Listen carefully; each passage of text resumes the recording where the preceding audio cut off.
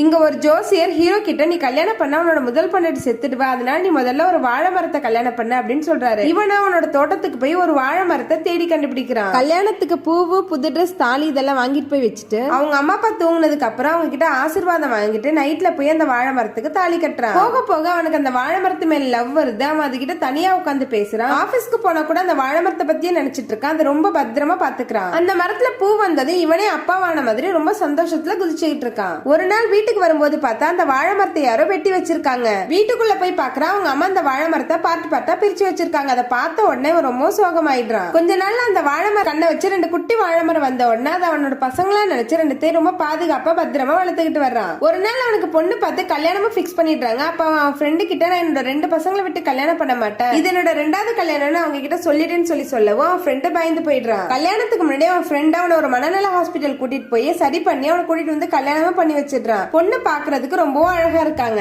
இவனுக்கு தெரிஞ்சிருச்சுன்னு சொல்லி பார்த்தா அடுத்த நாள் வந்த 2 குட்டி வாழை மரத்துக்கிட்டே உட்காந்து உங்க சித்தி உங்களுக்கு ரொம்ப பிடிச்சிருக்கான்னு சொல்லி கேக்குறான்.